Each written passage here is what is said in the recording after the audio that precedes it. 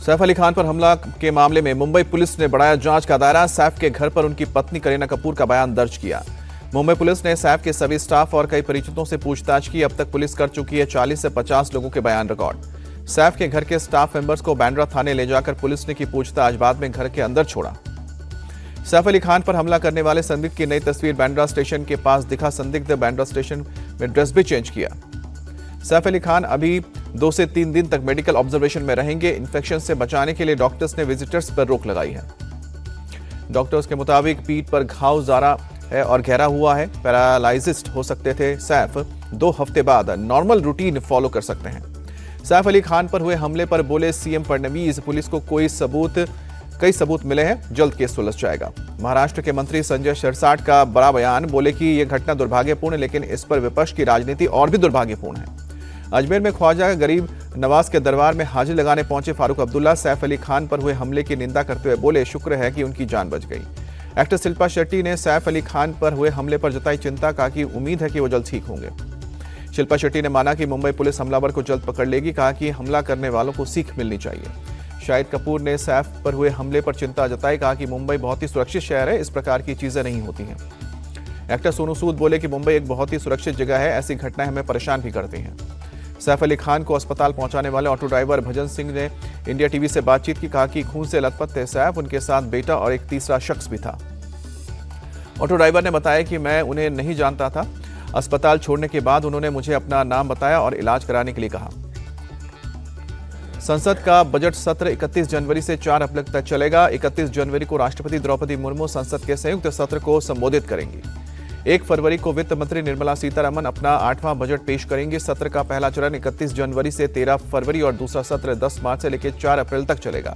केंद्रीय बजट में सरकार पर्सनल इनकम टैक्स में राहत दे सकती है, आईसीआरए ने उम्मीद जताई। पीएम मोदी आज 65 लाख से अधिक संपत्ति कार्ड का वितरण करेंगे। दोपहर 12:30 बजे स्वामित्व योजना के तहत होगा कार्ड का वितरण। पीएम मोदी 10 राज्य और 2 केंद्र शासित प्रदेशों के 230 जिलों के 50,000 से ज्यादा गांव में संपत्ति मालिकों को कार्ड सौंपेंगे। ड्रोन तकनीक से अधिकार का रिकॉर्ड किया गया है तैयार। राहुल गांधी का आज पटना दौरा। दोपहर 1:15 बजे बापू सभागार में संविधान सुरक्षा सम्मेलन को संबोधित करेंगे। राहुल गांधी आज राजीव सभागार में इंदिरा भवन का उद्घाटन करेंगे। 2:45 बजे सदातख्त आश्रम में कांग्रेस कार्यकर्ताओं से मिलेंगे। लालू यादव की अध्यक्षता में आज पटना में आरजेडी राष्ट्रीय कार्यकारिणी की बैठक। तेजस्वी यादव ने कहा, विधानसभा चुनाव सहित कई अहम मुद्दों पर होगी चर्चा।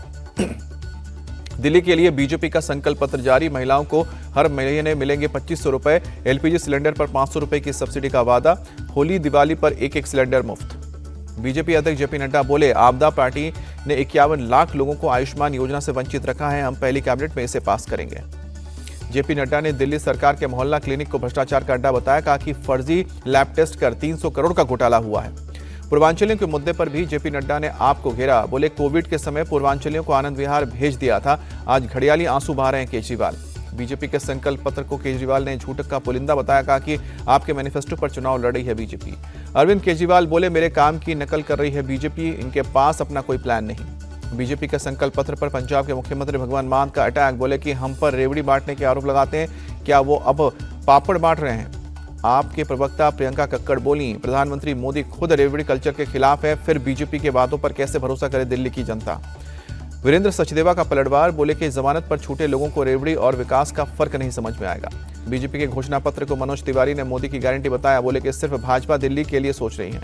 महाराष्ट्र के सीएम देवेंद्र फडणवीस का अटैक। कहा कि दिल्ली की जनता का केजरीवाल से भरोसा उठ चुका है, इस बार बनेगी बीजेपी की सरकार। दिल्ली चुनाव में केजरीवाल का एक और दांव, छात्रों के लिए मुफ्त बस सेवा का ऐलान। बीजेपी के आपदा कहने पर मनीष सिसोदिया का जवाब। कहा कि हम आपदा है, लेकिन बीजेपी के लिए बीजेपी के पास ना चेहरा ना मुद्दा। दिल्ली विधानसभा चुनाव को लेकर आप नेता संजय सिंह का बयान। कहा कि विकासपुरी में महेंद्र यादव भारी मतों से जीतेंगे। संजय सिंह बोले, एक बार फिर से अरविंद केजरीवाल बनेंगे मुख्यमंत्री। कहा कि हमारी जो योजना चल रही है वो जारी रहेगी।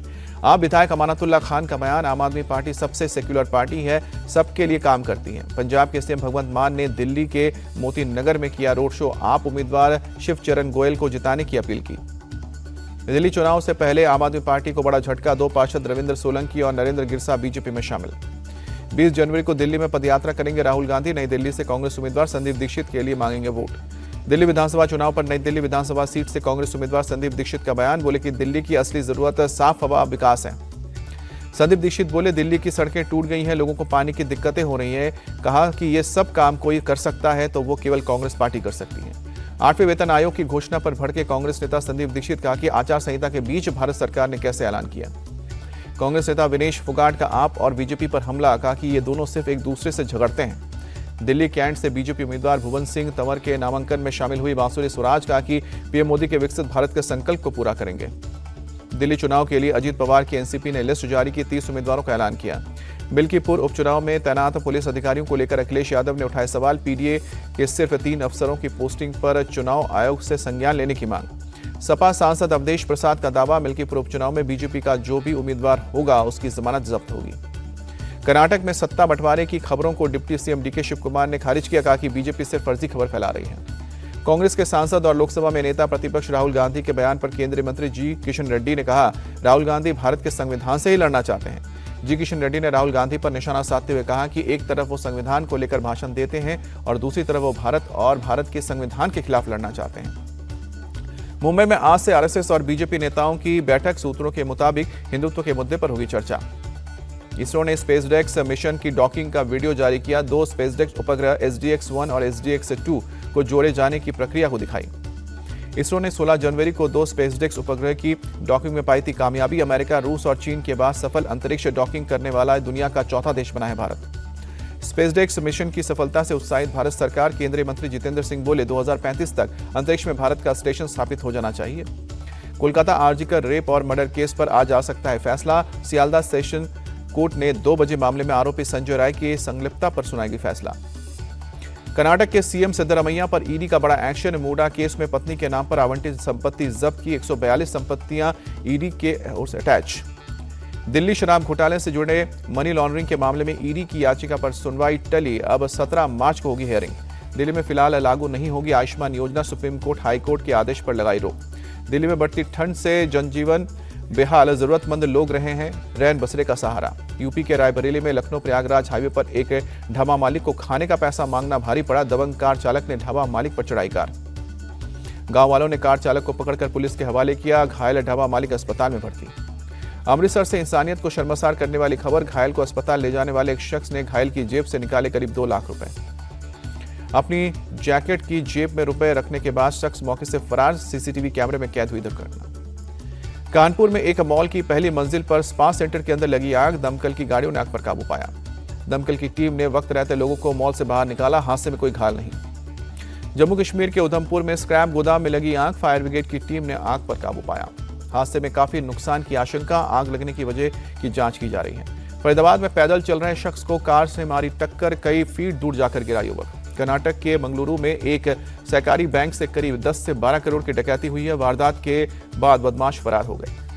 उत्तराखंड के खटीमा में कस्टम विभाग का एक्शन। 12,000 किलो चाइनीज लहसुन जब्त की गई। कर्नाटक के विजयपुरा में पुलिस का 4 चोरों के साथ एनकाउंटर हुआ। 3 भागने में कामयाब रहे। एक को पैर में गोली लगने के बाद पकड़ा।